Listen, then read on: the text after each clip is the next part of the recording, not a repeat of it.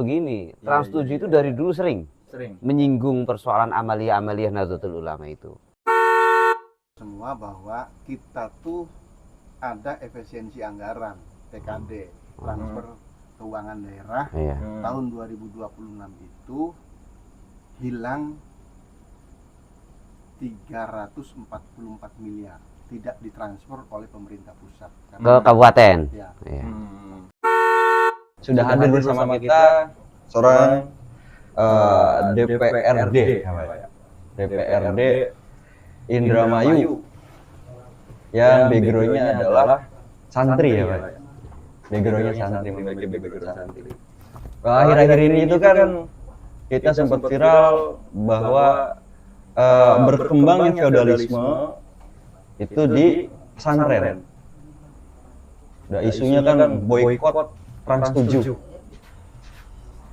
Nah, pandangan Bapak DPRD ini, Pak Mujani terkait hal itu tuh bagaimana?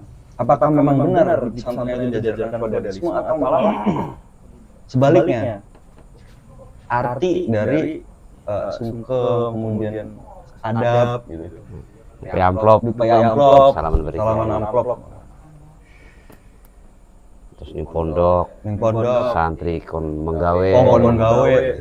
Itu kan komunisme kayak baru. Nah, kebetulan Kang Mujani ini Kang Koyum. Iya. Lama juga di pesantren. Dan beliau juga Pernah pengasuh Cajir, dan dia juga sekarang kan pengasuh pesantren juga. Dan dia juga sekarang jadi politisi di Indramayu dari Partai Kebangkitan Bangsa.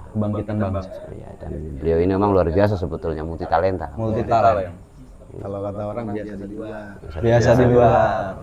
Itu Kang Mujani kayak itu Kang Koyum. Memang luar biasa beliau ini. Oke. Enggak, Kang Mujani. Iya, terkait feodalisme boykot Trans 7. Itu dulu Kang Mujani. baik, terima kasih moderator. Siap. Pertama, assalamualaikum warahmatullahi wabarakatuh. Waalaikumsalam. Sadar dan apa tuh? Hari sini dingin talaka Ya. Gimana nih Pak Dokter kabarnya? waras.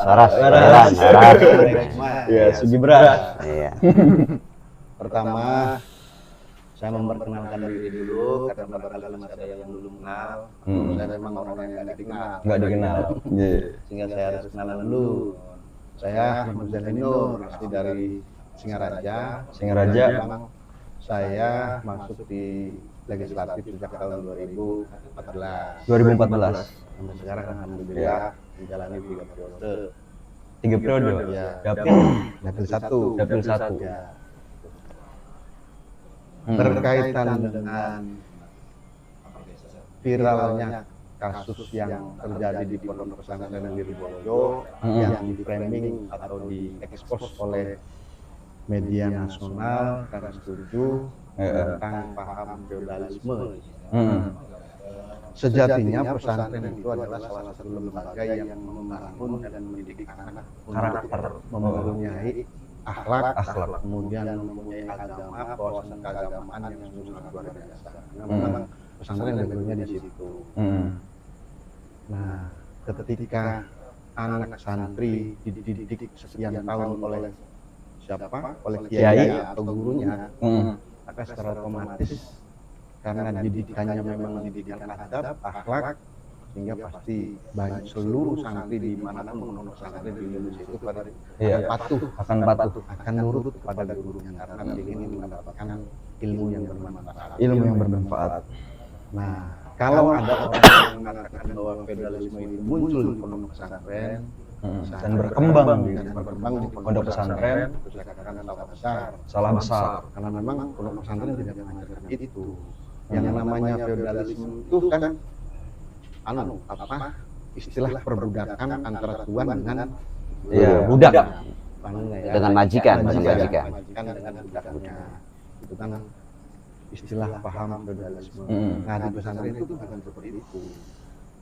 Dan enggak ada, saya yakin dan meyakini 100% tidak ada kiai menyuruh santrinya untuk Sungkem. ngesot, kemudian untuk memberikan uang, katakanlah ngomongin tentang persoalan orientasi profit oriented ya, profit oriented. Kiai itu pasti mengarahkan anak didiknya atau santrinya agar anaknya menjadi orang yang punya akhlak baik, pendidikan formal, pendidikan keagamaan. Tapi perlu diingat oleh masyarakat Kabupaten Indramayu ataupun seluruh Indonesia bahwa ada di salah satu kitab yang menerangkan tentang tata krama dan akhlak yang harus dilakukan oleh santri kepada gurunya. Bahkan sahabat Ali karramallahu wajhah menyampaikan dalam hadisnya itu yang kurang lebih artinya, saya akan menjadi budak, saya akan menjadi budak kepada orang yang mengajari saya walaupun satu huruf, kira-kira gitu. Spesial sekali Kang Goyum hari ini. Iya. Betul hadisnya. Spesial hari ini, hari santri.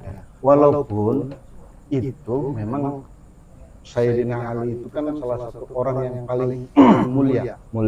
Kalau yang disebutkan dalam setiap melaksanakan ibadah sunnah di bulan suci Ramadan, kita melaksanakan tarawih.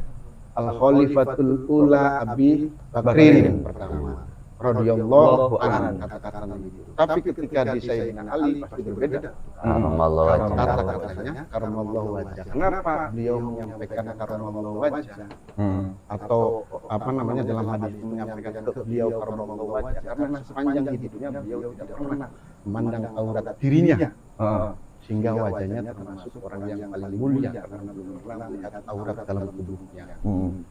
Berarti kan ucapan Sayyidina Ali terkait dengan persoalan saya akan menjadi budak kepada guru atau orang yang mengajari saya walaupun satu guru, itu kan sangat luar biasa. Sosok Sayyidina Ali yang apalagi kita yang sudah mulia kemudian ngomong sampai dirinya menjadi budak untuk yang mengajar orang yang memberikan ilmu kepada dirinya. Walaupun memang dalam bahasa itu bahwa Sayyidina Ali itu salah satu orang yang ahli namanya ahli apa tuh, ahli syair, ahli syair. Dalam ucapan itu sebenarnya mengungkapkan kata-kata itu tuh karena saking menghormati ilmu ya, bahwa orang yang memberikan ilmu itu dihormati lebih ketimbang yang lain. Dibuktikan di dalam Al-Qur'annya juga sudah jelas. Allah berjanji, ya Bismillahirrahmanirrahim, ya rafa'allahu alladziina amanu minkum walladzina utul ilma darajat. Korelasinya jelas tuh antara ucapannya Sayyidina Ali sama Allah sudah berjanji bahwa Allah akan mengangkat derajatnya bagi orang yang beriman dan menuntut ilmu. Artinya ilmu itu lebih tinggi. Makanya wajar kalau santri ketika menghadap kiai, ada kalau di Lirboyo seolah-olah mesot, kalau di pondok pesantren juga sama. Banyak di Kabupaten Indramayu juga ada yang seperti itu. Karena bukan menghormati orangnya, bukan menghormati hanya orangnya saja, tetapi karena menghormati ilmunya. Sehingga dia harus menghormati segala sesuatu apa yang sudah dilakukan. Ini politisi apa kiai? Itu kan? Iya. Nah, dalam bahasan itu kan kalau di budaya akademik gitu kan, Pak. Ya. Kan ganti dikit, Pak. Ganti dulu. Ini ke bahasan akademik. Di akademik itu kan seorang murid dengan guru itu kan belajar berbantah-bantahan, kemudian dalam adu argumen. Itu apakah terjadi juga di pondok pesantren? Kalau semisal pondok pesantren adalah feudalisme, berarti tidak ada hal tersebut. Tidak ada bantah-bantahan, argumentasi, tidak ada pendapat. Ketika dinamakan feudalisme, apakah setuju dengan hal itu? Ya nggak bisa lah. Apa yang disampaikan oleh Pak Dewan itu. Pak Dewan kita ini kan separuh politisi, separuh kiai. Iya. Atau memang yang penting uang saya jangan diparuh-paruh. kan Iya. kan Pak Mujani ini kan memang basicnya basic pesantren. Basic pesantren. Beliau juga pengasuh, jadi wajar kalau malam hari ini banyak Dalil mauidul hasanah, Mauidul hasanah yang tersampaikan di forum ini Iya. berkaitan dengan pendapat-pendapat itu, Mm. berkaitan dengan pendapat-pendapat. Ya ada perilaku seorang santri di pesantren, seperti apa terhadap kiainya, terhadap ustadznya, terhadap gurunya, memang seperti itu. Kalau persoalan bantah-membantah, ya di pesantren diajarkan lah. Kan di pesantren itu ada musyawarah, tradisi-tradisi mengkritik apa, kan ada itu sebetulnya. Pak Mujani juga kan termasuk menjadi bagian itu ketika dulu beliau pesantren juga, kan itu. Bagian apa tuh? Ya bagian menjadi orang yang ikut dalam musyawarah itu. Sawir. Dan ini, iya. Dan selalu mendebatkan persoalan gitu. Iya, mendebatkan persoalan. Tersebut. Kan itu ada tetap. Kritisi. Iya. Berarti tetap hidup di pesantren walaupun di pesantren. Terus gini, Kang Dewan, saya mau nanya gini, sebetulnya ini kan HSN ya, momentumnya pas Iya, gitu. pas. Iya, kasus-kasus masa bukan kasus ya, persoalan trans 7 yang memframing sedemikian rupa ini kan mendekati Iya, HSN. HSN. Apakah itu memang by design atau hanya kebetulan sebetulnya? Menurut kacamata Kang Dewan itu seperti Iya. apa kira-kira? Apa? Karena kan begini, trans 7 itu dari dulu sering Sering. menyinggung persoalan amaliyah-amaliyah Nahdlatul Ulama itu. Cuman kan baru sekarang ini Booming. punya iya satu booming, kedua punya respon yang luar biasa dari kalangan-kalangan pesantren. Apakah memang momentumnya mendekati HSN atau bagaimana? Iya kan akhirnya menghangat kan karena euforia HSN ini kan sangat luar biasa Dari ini ujung Indonesia ke secara ujung ujung Indonesia bagi orang-orang pesantren ini. Iya. Sampai ya mendi-mendi orang. Sampai di alam baka. Di alam baka. Jadi itu Pak Dewan, pribadi Pak Dewan kono. Saya pikir yang semua juga sudah tahu ya, tayangan Trans 7 meliput ketika meliput pesantren ada nuansa-nuansa yang mendiskreditkan budaya pesantren. Budaya pesantren. Banyak ya yang kita lihat. Pertama kasus pondok pesantren Al-Khazini. Dulu sebelum-sebelumnya juga memang banyak yang sudah dilakukan. Padahal apa yang diliput itu sebenarnya kalau kitanya muhasabah atau introspeksi di pesantrennya, kalau kita ambil baiknya, positifnya, itu bagian daripada kritik kita ke pesantren. Untuk berbenah. Karena saya yakin lembaga pendidikan apapun pasti punya kelemahan. Nah, ini pasti punya kelebihan. Nah, kritikan yang disampaikan oleh Trans 7 terhadap pesantren itu harus kita terima sepanjang kritikannya membangun. Tapi kalau sudah mendiskreditkan, saya yakin siapapun yang mendiskreditkan pondok pesantren dan kiai itu pasti banyak perlawanan yang akan dilakukan oleh para santri. Kira-kira gitu. Jadi bukan momentum bukan momentum hari santri, tapi memang ini ada nuansa yang memang seolah-olah mendiskreditkan pesantren yang sejatinya Trans 7 tidak tahu seutuhnya, hiruk pikuk dan dinamika ataupun habit yang ada dalam pesantren. Cuman kita selaku santri menerima kritikan yang membangun, tapi ketika sudah mendiskreditkan, memframing negatif terkait dengan persoalan kiai dan pesantren, ya kita juga pasti akan melakukan perlawanan terhadap siapapun. Karena pesantren salah satu lembaga yang ikut andil dalam memperjuangkan kemerdekaan Indonesia. Kira-kira gitu. Ya, sehingga akhirnya Hari Santri Nasional. Hari Santri Nasional. Ini kan perlawanan santri itu kan kalau semisal dijadikan saham, Bang, kalau semisal dijadikan saham dari Indonesia itu yang bulat, saham santri untuk kemerdekaan Indonesia itu bisa dikatakan berapa persen? Seluruh ya, sekabupaten ya. Di Indonesia. Untuk perlawanan kemerdekaan. Saham santri untuk menjadikan Indonesia merdeka itu berapa persen? Kita sebenarnya tahu semua lah ya. Atau bagi teman-teman santri atau masyarakat Indonesia yang belum tahu tentang perjuangan kelompok keagamaan dalam hal ini pesantren. pada saat itu kan para pemimpin negara tetap meminta fatwa kepada Hadratus Syekh Asy'ari, ngomongin tentang halal darahnya membunuh para penjajah.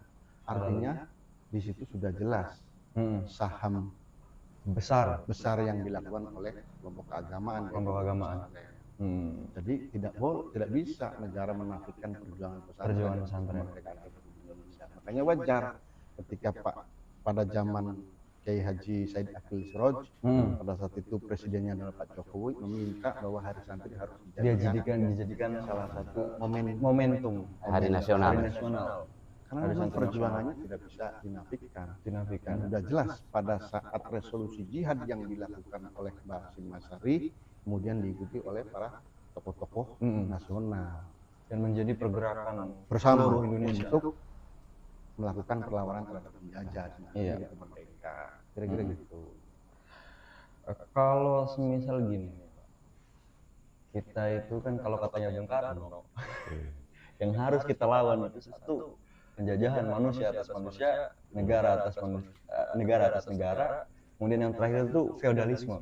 Berarti pesantren yang dikatakan sebagai perkembangbiakan feodalisme itu bukan. Salah besar itu. Salah besar. Kalau di ujian kan itu ya orang yang menilai itu ya berarti itu orang di bawah paling bodohnya orang. Karena pesantren nggak bakal. Iya. Jadi kan gini, aslinya feodalisme itu di ranah akhlak atau adab. Kan ada yang mungkin ini bisa menjadi perdebatan.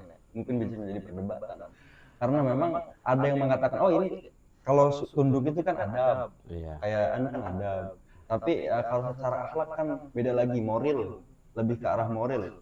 Jadi letaknya pesantren itu yang dinamakan feodalisme lah, itu aslinya di ranah akhlak atau di ranah adab.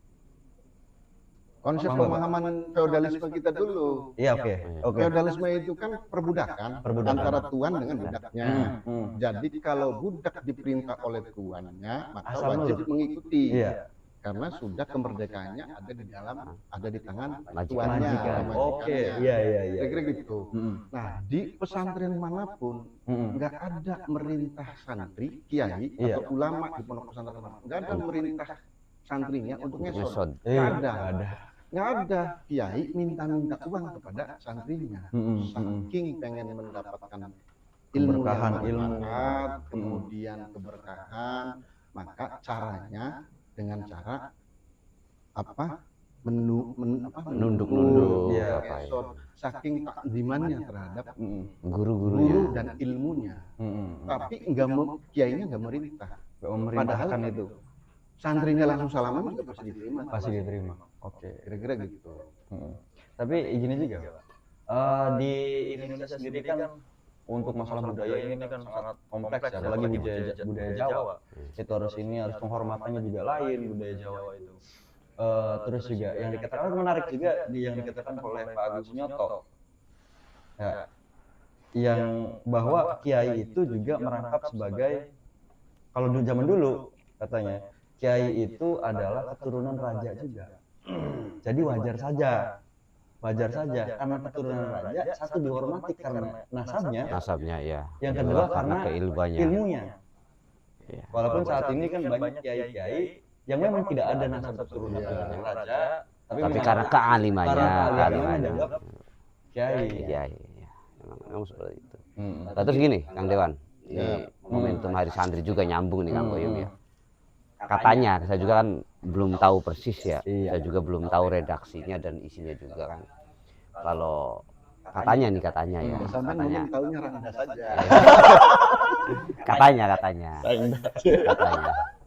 katanya kan sekarang di HSN ini kan baru kemarin atau tadi siang itu kan Bupati Indramayu menandatangani Perbup tentang pondok pesantren ya. Kalau perdanya itu kan sudah lama ya, sudah lama di periode kemarin.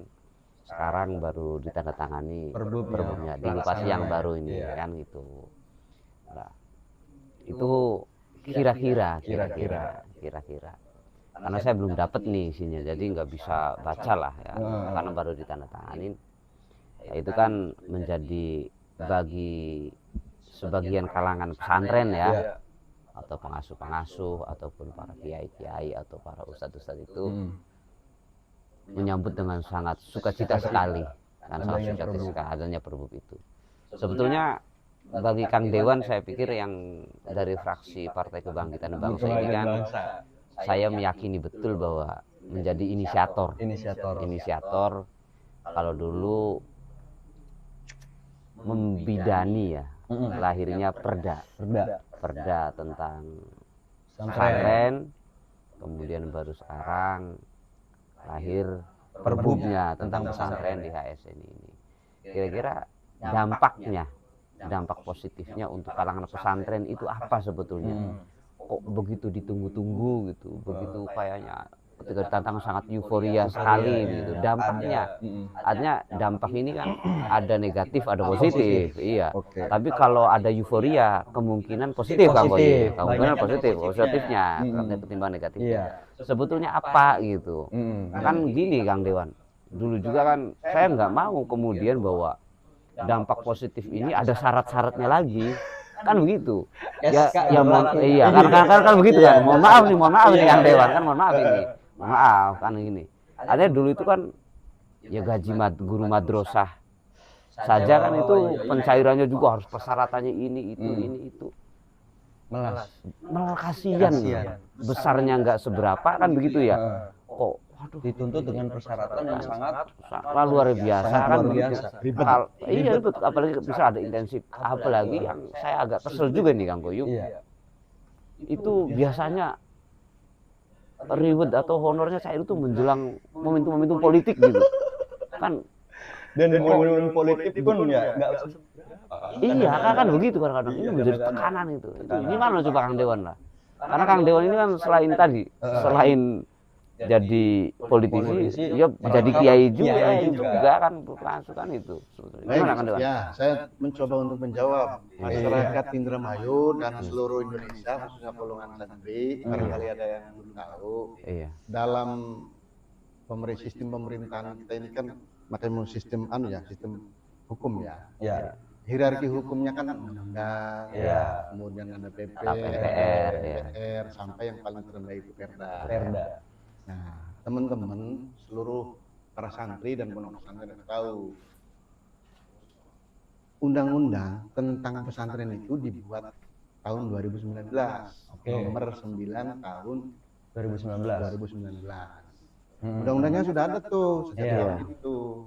Maka tanggung jawab kabupaten kota maupun provinsi harus membuat perda sebagai turunannya dari undang-undang itu.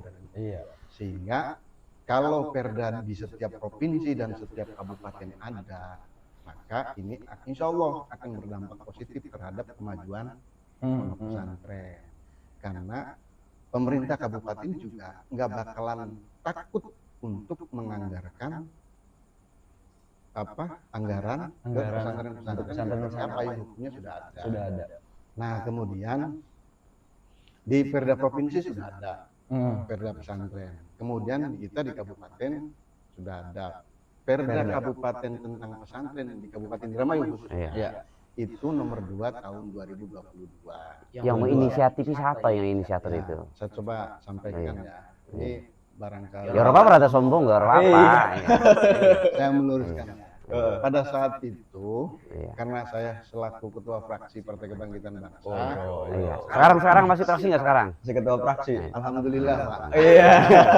Walaupun belum tentu ke depan diganti juga, tapi ya saya sih mensyukuri saja jabatannya sebagai tanggung jawab berat yang harus saya lakukan, sehingga saya harus melakukannya agar bisa memberikan manfaat masyarakat.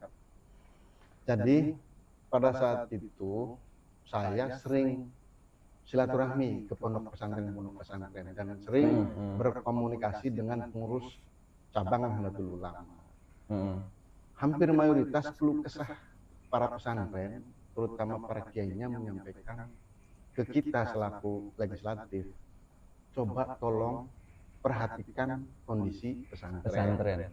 baik dari sarana prasarananya maupun dari apa namanya kurikulum dan lain sebagainya. Nah ini kan butuh anggaran. Iya pasti. Sehingga pada saat itu saya sowan ke Kiai Haji Lukman Hakim Bapak Anjiwari ini. Saya konsultasi pada saat itu. Saya ingat betul tahun 2021 itu. Saya silaturahmi di sana, saya bilang, Kiai, izin saya mau minta saran. Saya ini banyak aspirasi dari masyarakat. Masyarakat mendorong saya untuk membuat perda pesantren di Kabupaten Indramayu. Iya. Nah, Pak Kiai Lukman itu menyampaikan ke saya, ya sudah Kang, kalau mau itu nanti kita diskusi. Nah, kemudian kita diskusi tentang apa-apa nih persoalan-persoalan yang ada di pesantren. Setelah beliau merestui, kemudian beliau menyarankan ke saya, tolong komunikasi kepada pengurus cabang Nahdlatul Ulama. Memang pada saat itu kebetulan saya juga masih menjabat sebagai sekretaris pengurus cabang Nahdlatul Ulama. Kebetulan semua yuk. Kebetulan semua. Semua. DPR kebetulan. Nahdlatul Ulama sekretaris kebetulan. Kiai kebetulan. Artinya saya membangun komunikasinya tidak susah. Tidak susah. Kira-kira gitu. Saya ngobrol langsung pada saat itu yang menjadi ketua PCMK adalah Bapak Kiai Haji Juhadi Muhammad. Juhadi Muhammad. Ya sekretarisnya, kemudian kumpul di kantor PCMK sama Kiai Haji Lukman Hakim yang dari Babakan itu ngobrolin tentang bagaimana dibuatkannya perda tentang pesantren Kabupaten Indramayu. Nah, kemudian digarap. Alhamdulillah selesai. Dan pesan beliau itu sebelum ini disahkan dalam paripurna, mohon diriadoi perda ini. Kalau hanya sebatas membuat perda, banyaklah saya yakin Dewan. Tapi yang paling penting dalam pembentukan perda ini harus diriadoi. Seingat saya itu dilakukan puasa 7 hari. Ada unsur spiritualnya juga rupanya ini perda pesantren. Karena memang ini untuk memberikan suri tauladan atau edukasi ya terhadap orang-orang yang pengen mendalami ilmu agama, orang-orang yang pengen untuk menjadi sukses. Karena proses sukses itu tidak mudah, Pak. Tidak mudah. Harus ada riadoh, istiqomah dan lain sebagainya. Boleh, Pak Dewan. Selain perda pesantren, ada nggak perda di Indramayu itu yang diriadoi kayak perda pesantren? Anak beli. Ini ngomongin saya. Iya, saya ingat Pak Dewan ya. Sejak saya ya. Iya. Jadi anggota dewan tahun 2004 itu, 2014 itu, saya membuat perda tentang persampahan, perda tentang pendidikan, perda tentang pemerintahan desa. Nggak ada. Selama saya jabat sebagai dewan. Kecuali perda pesantren yang ada riadoh. Hanya satu-satunya perda yang ada di Indonesia yang diriadoi sengit saya. Hanya perda pesantren di Kabupaten Indramayu. Yang diriadoi puasa 7 hari. Berarti nanti kalau ada perda yang sudah diriadoi, Perbup ya muncul kalau tidak memberikan maslahat. Iya, wah ini yang ada yang salah ini. Jangan itu. Lanjut Pak Dewan, gimana terus inisiasinya gimana? Kemudian setelah itu saya pada saat itu pengen yang membuat naskah akademiknya langsung dari STIDKNU. Karena PCNU kebetulan punya universitas, punya kampus yang pada saat itu memang yang menjadi kepala STIDKNU-nya atau rektornya Pak Haji Supendi.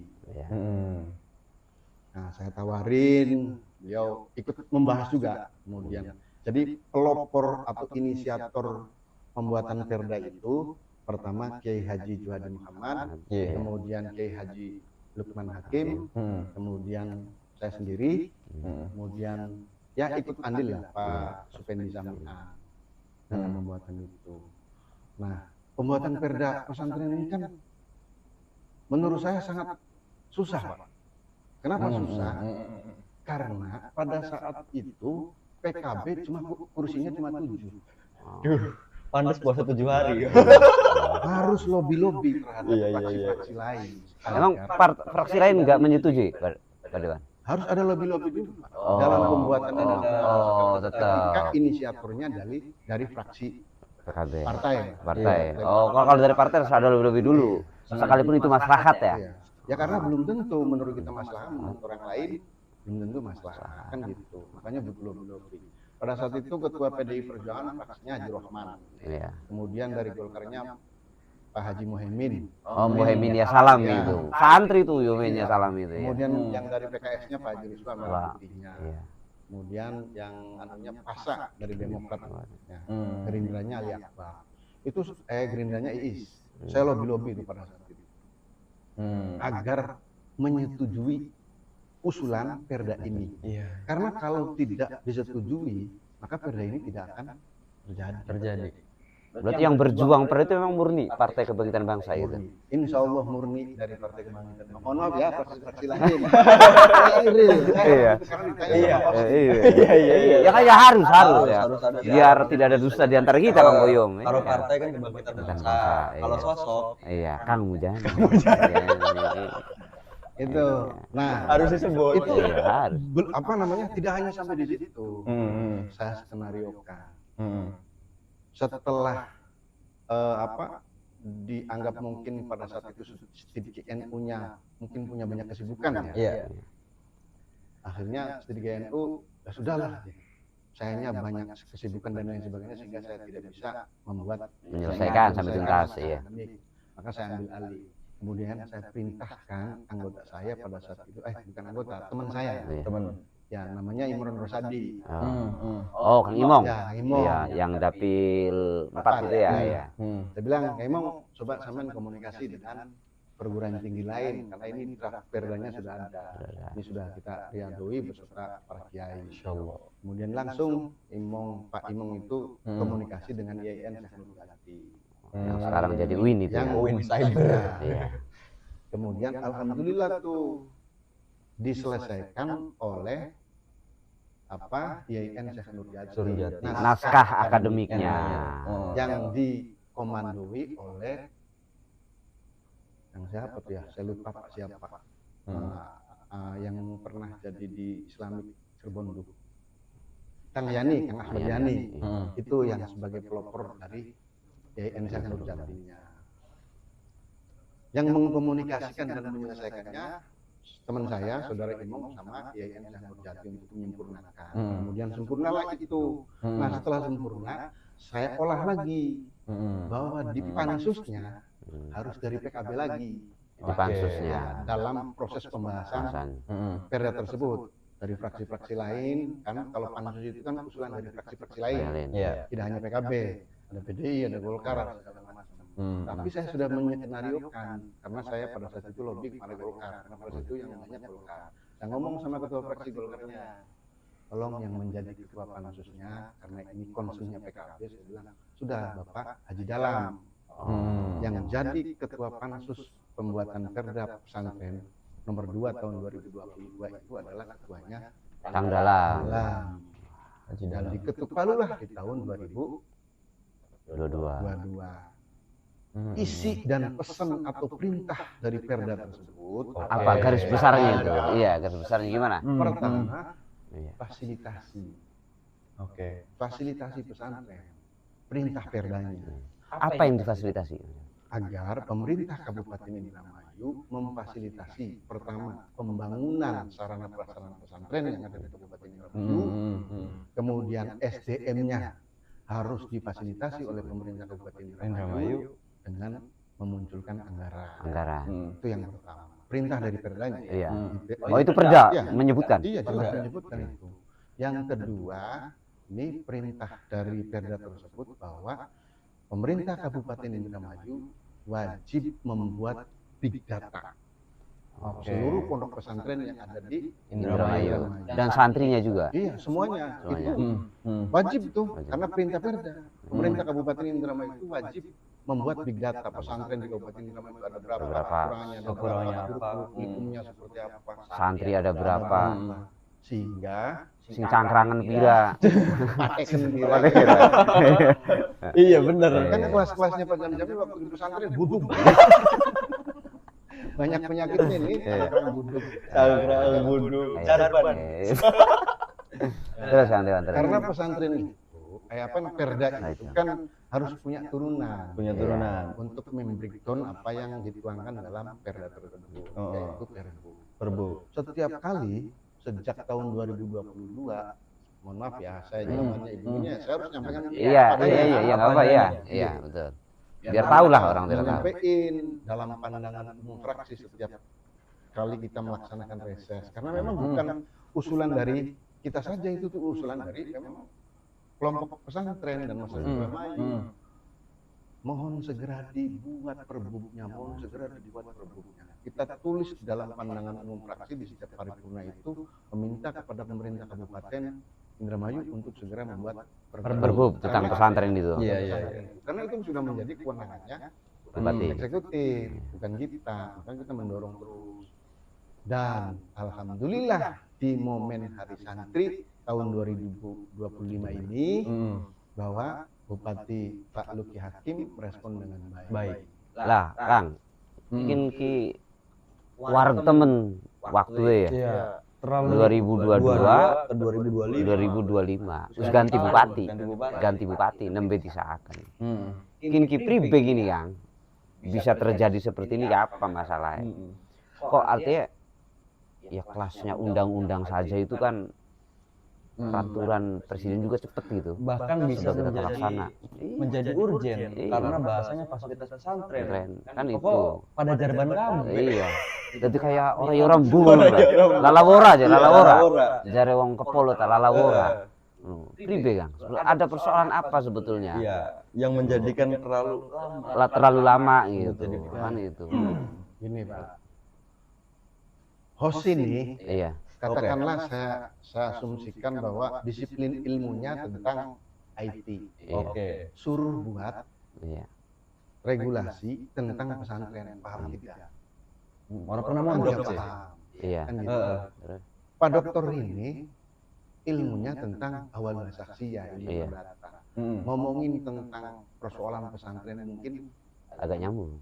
nggak begitu maksimal. Iya.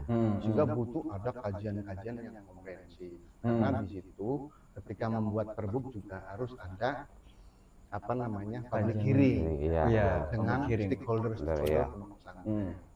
Ya mungkin proses itulah yang membuat lama.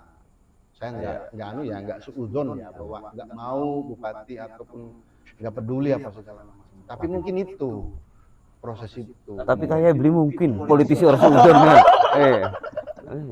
Politisi maksud seudon kan. Ya kan Seudon baik. ya Berarti gawannya kiai ini. oh ya, itu politisi ya, iya.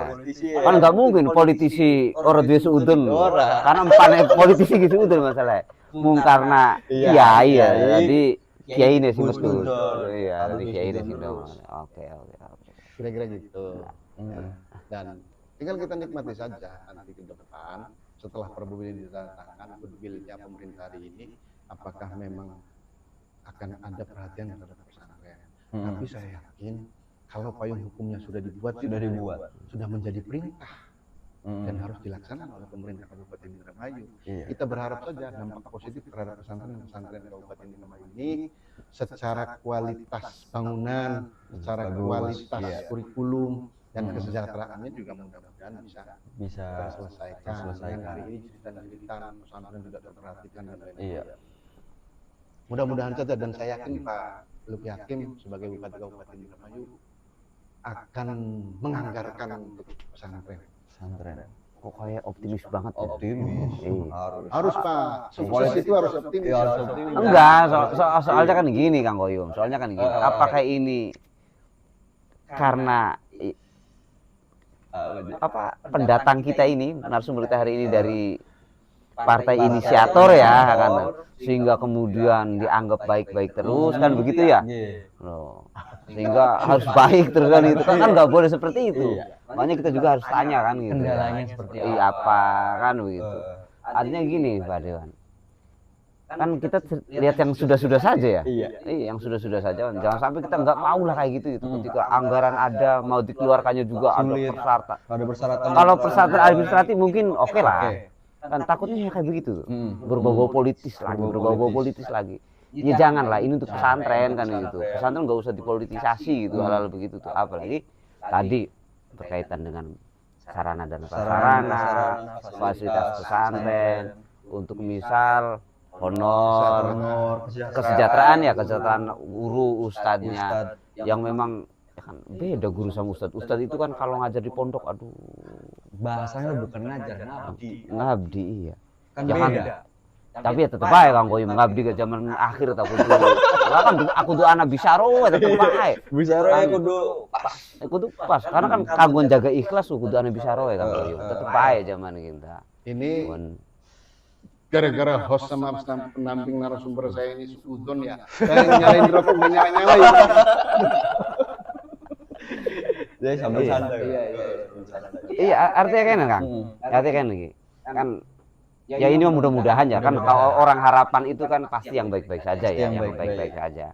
Artinya kan gini bahwa Perda sudah ada, Perbub sudah terbit hari ini di HSN ya, di santri ini. Lah ini kan jangan sampai euforia ini kan tidak memberikan makna Dan pupus di tengah itu jalan kan begitu ya.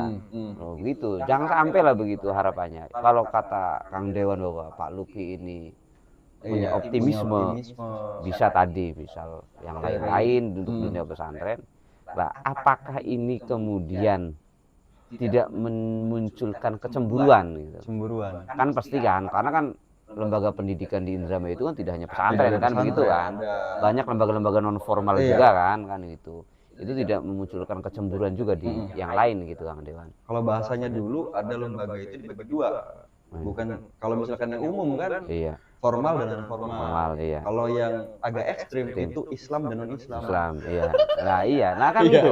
Yang Itu non juga- Islam ini iya. apa tidak cemburu nanti? Cemburu. Wah, ini gitu untuk yang lain tuh gimana? Coba.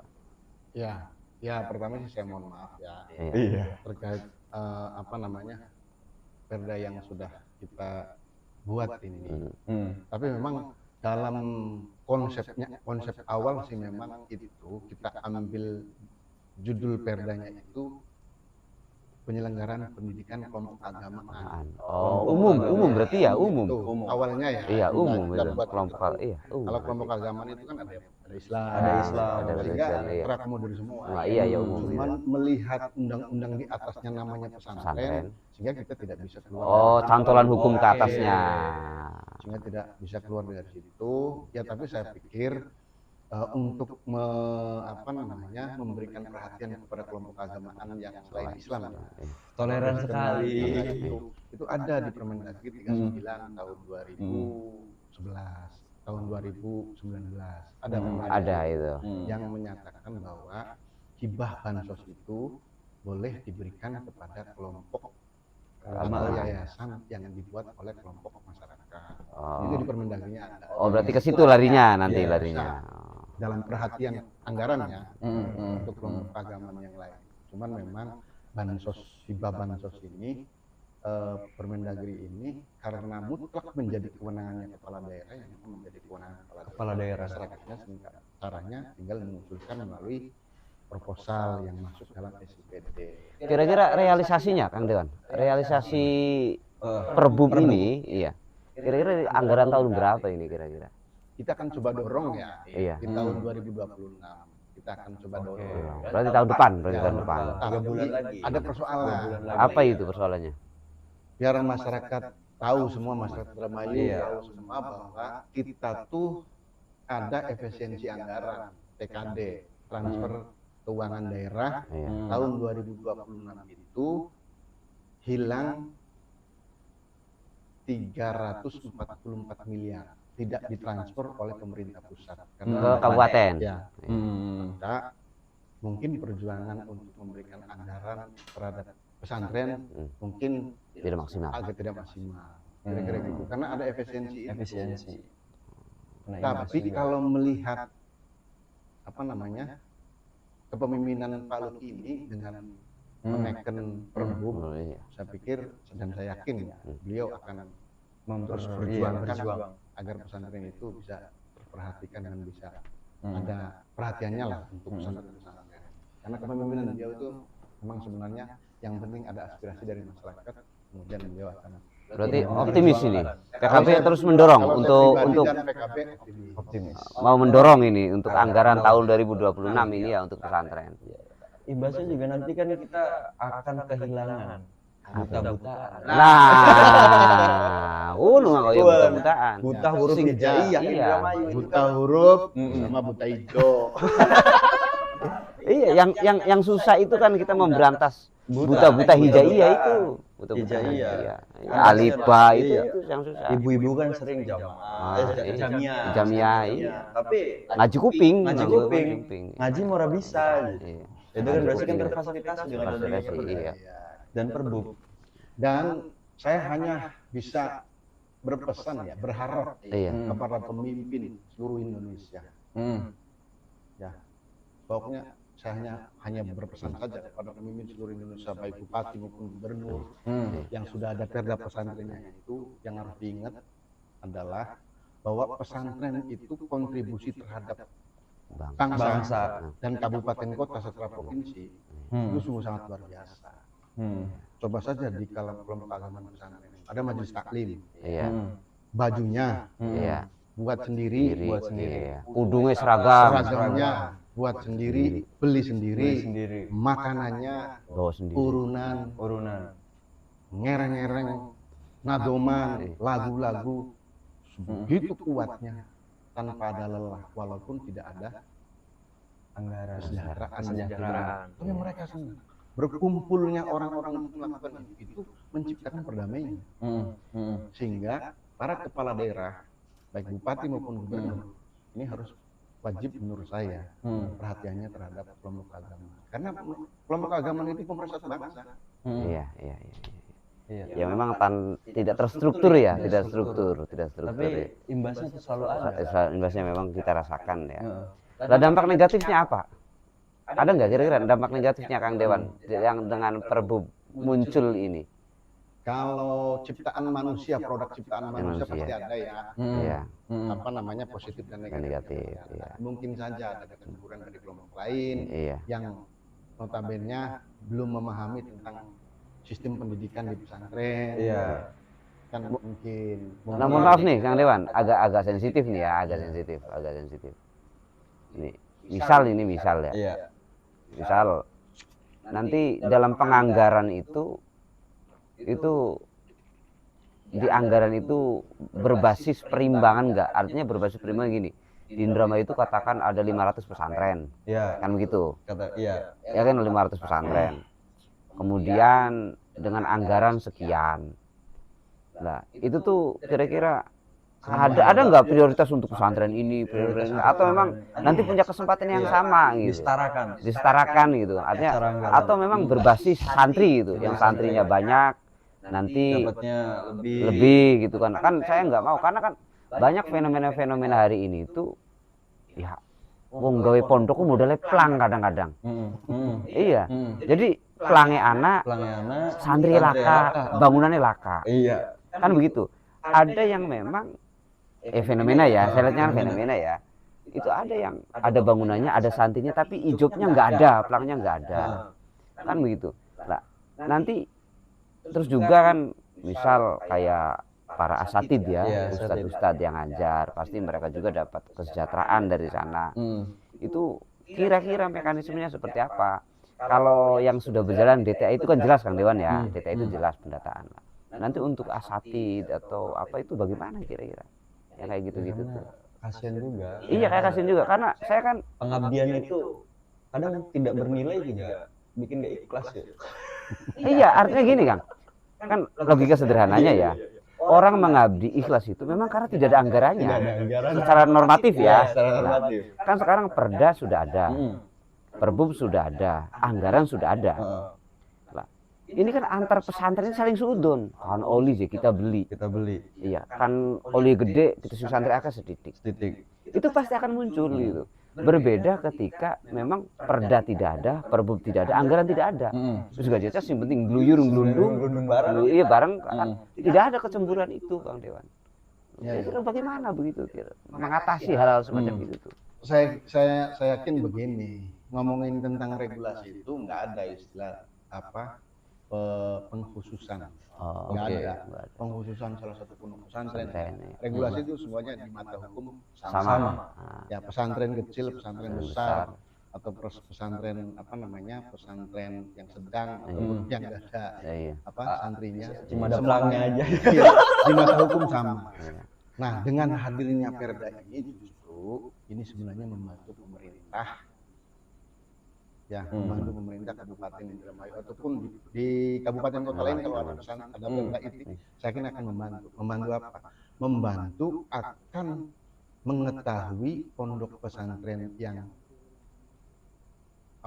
yang ada santrinya atau yang tidak ada santrinya. Kemudian yang kedua, pondok pesantren yang berideologi menyimpang dari NKRI, dengan adanya Perda ini pasti akan terdeteksi. Karena di situ juga pesantren Perda yang kita buat itu ideologinya ideologi ahli sunnah wal jamaah dan Pancasila. Jadi kalau ada pesantren yang pahamnya paham maaf dan kutip ke arah ekstremisme atau radikalisme, maka pemerintah wajib tidak bisa memberikan izin. Oke. Karena di Perda itu sudah tertuang. Oke.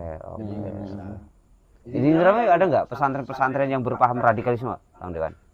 Sepengetahuan Kang Dewan, kira-kira? Iya. Karena kan, ada si gebom gereja. iya, kira-kira ada nggak gitu? Kan harus Harus jelas gitu, harus jelas. Kira-kira ada nggak di Indramayu? Pak negara itu ada proses perizinan pesantren itu pasti ketat. Pertama dari Kemenag. Oke. Pasti Kemenag juga dalam memberikan izin Izin pasti itu akan melakukan survei, kemudian melihat melihat cross check, recheck. pasti ada itu. Jadi kalau menurut Bapak di Indramayu pertanyaannya ada tidak, mungkin ada tapi miliknya Bapak. Iya benar. Ya. Benar. Begini Kang, masalahnya kan mau gak tak singgung kita Kak. Karena anak pesantren sing laka santri ya, tapi anak ijope ngono. Iya. Ibe makanya ki ngono. Kan ini Tujuannya apa? ya tujuannya jelas lah. Iya. Memperebutkan harta ghanimah kan yang jelas kan itu. Kan Tujuan gitu. Ya ghanimah balik lagi. Ghanimah jelas. Balik itu. ghanimah. Tapi menariknya dari Perda pesantren di Indramayu kan tadi pendidikan keagamaan. Bukan, walaupun turunannya dari Enggak, sekolah sudah diganti pesantren. Pesantren berdanya Iya. Pak Dewan ya. Iya. Udah. Sudah pesantren mengerucut. Bukan pendidikan keagamaan. Memang pesantren berdanya. Gitu. Oke. Menariknya. Iya. Jadi gitu ya. Semoga menjadi nanti terfasilitasi, tidak ada lagi santri yang budugen. Iya, benar. Airnya nggak ada. Nggak ada, iya. Kemudian bangunannya roboh, rusak dibiarkan oleh pemerintah. Mudah-mudahan tidak ada. Amin. Amin.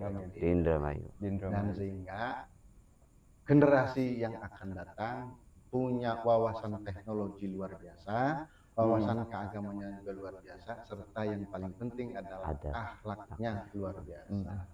Dan jangan feodalisme disebut. Feodalisme disebut. Feodalisme yang ada di pesantren, kalau ada orang yang mengartikan itu Salah besar. Kira-kira gitu. Salah besar. Mari kita bergitar bersama-sama. Iya. Karena dakwah itu yang kan dakwah itu ada dua cara tuh. Dakwah dengan menggunakan dalil-dalil, sama Dalil-dalil. dakwah dengan menggunakan Seni. Pengen gitaran ya? Bang Haji. Keren. Tapi gedung di situ tuh gitarnya. Engko lihat mana? Berarti anu Kang Koyung kan ini. Jadi Ih, kok dikit? Berarti gerak paning gini. priben. Seniman gede. Ya seniman abal-abal lah kan. Seniman abal-abal. kalau saya nyanyi takutnya salonnya bedak. Gitu. Berarti begitu Kang Dewan ya, berarti untuk perda pesantren dan perbu pesantren. Kang Koyung. Ya cuma tadi saya sih punya kekhawatiran ya. Kekhawatiran gitu. Tidak dipukul rata. Iya. Tadi Ada yang diuntungkan, ada yang diberikan meskipun kalau secara hukum tadi kata Kang Dewan semuanya sama lah di hadapan pesantren. Tapi mudah-mudahan Kang Dewan tolonglah didorong yang maksimal ini untuk anggaran tahun 2026 harus memberikan efek yang positif yang besar ya, masyarakat yang besar Karena kalau melihat di Indramayu itu kan banyak pesantren ya, banyak sekali pesantren di Indramayu itu. Tapi tidak terperhatikan. Iya, tidak terperhatikan kan itu. Makanya ya PKB selaku inisiator Perda dan juga kemarin juga euforia FPP itu ya, forum pondok pesantren juga sudah luar biasa pada mengucapkan selamat, terima kasih. Sampai apa sambutan Pak Bupati Pak Lutfi itu kan di-share di grup di mana-mana gitu, menyampaikan selamat, sudah ditandatangani, disahkan, diperbukaan. Saya sih jangan sampai ini menjadi apa sih ya, pencitraan politik saja lah. Iya, pencitraan politik saja gitu. Tidak ada efek positif secara nyata untuk pesantren kan gitu Kang Koyum, maksud saya sih. Oke. Gitu. Terakhiran apa ya? Iya, terakhiran. Terakhiran. Pesan. Iya. Terkait pesantren, bahwa pesantren itu bukanlah feodalisme dan jangan dikatakan pesantren sebagai feodalisme. Itu seperti apa? Kemudian tentang perbubnya dan perda tentang pesantren kedepannya seperti apa Kang Koyum ya? Karena gini Kang Koyum, euforia itu harus disertai dengan anggaran, disesuaikan dengan dampak positif ke depan. Itu. Oke, pertama saya selaku apa namanya anggota legislatif Kabupaten Indramayu ya mengucapkan selamat Hari Santri Nasional tahun 2025. Semoga dengan adanya ketetapan Hari Santri ini semua santri rajin belajar, taat kepada aturan pondok pesantren, dan gapailah cita-cita setinggi mungkin. Itu yang pertama. Yang kedua, ini juga harus ada kontroli dari semua kelompok keagamaan ataupun wabil khusus pondok pesantren. Setelah ditandatanganinya peraturan bupati tersebut. Kalau seandainya bupatinya masih lupa, belum menganggarkan, terus sampaikan ke kita, sampaikan ke bupati. Saya yakin legislatif lembaga aspirasi pemerintah akan menampung dan akan memperjuangkan aspirasi-aspirasi yang disampaikan oleh masyarakat untuk kebaikan, kemaslahatan pondok pesantren dan keagamaan. Kemudian yang selanjutnya, euforia dengan disahkannya Perbup ini jangan terlalu berlebihan. Mending saya menghimbau pada seluruh pondok pesantren dan seluruh santri, malam ini atau besok mari kita melaksanakan sujud syukur dengan ditandatanganinya perda tentang pesantren tersebut. Sehingga kedepannya insya Allah bupati ataupun kepala daerah di Kabupaten Indramayu akan terikat dengan adanya peraturan tersebut. Kira-kira gitu. Sujud syukur. Untuk meminimalisir buta-butaan, buta huruf, buta Al-Quran, buta hijau. Kalau buta hijau silakan kepada buta akhlak. Insya Allah akan terminimalisir dengan adanya pondok pesantren dan kepeduliannya pemerintah Kabupaten Indramayu dan DPRD. Kira-kira gitu pesan terakhirnya. Oke. Dari Pak Jam-Jam sih biasanya Pak Jam-Jam ini kan agak liar biasanya kalau mau pesan-pesan yuk. Kalau menurut saya sih tetap kan Pak Dewan ini kan tetap orang yang menginisiasi perda pesantren itu ya tetap harus diapresiasi. Dia pasti positif ngomongnya. Kalau saya sih ya tetap tadi bahwa kita kawal betul bahwa euforia ini jangan sampai layu di tengah jalan lah tentang perda dan perbu pesantren ini ya. Karena bagaimanapun juga saya santri pakai sarung ya Om, sarung gitu lah. Ya kita cekakan ya. Ada salah forum santri. Makanya ya terima kasih Pak Bupati sudah meneken perbub itu secara sah dan sudah terikat, tapi ya ajak lalen aja menandatangani bae kono enggak harus ada tindak lanjut. Angsip gak bisa tanda tangan bae harus ada tindak lanjut. Soalnya santri wis keprok kabeh. Saking senengnya kan. Anane perda tentang perbub tentang pesantren. Terus kanggo ya pondok-pondok pesantren bahwa ya janganlah menjustifikasi bahwa di pesantren itu ada perbudakan dan lain sebagainya. Ya itu bagian dari tradisi kita sebagai mursyid dan murid kan begitu ya.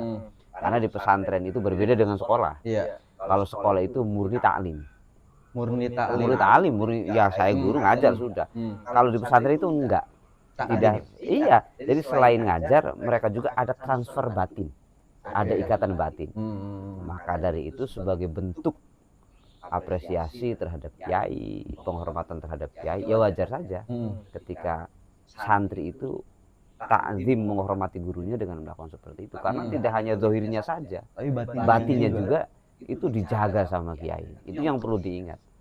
Jadi kalau tradisi pesantren disamakan dengan tradisi feodal atau disamakan dengan tradisi sekolah formal, ya jangan samakan, nggak bisa. Karena tadi prosesnya kalau di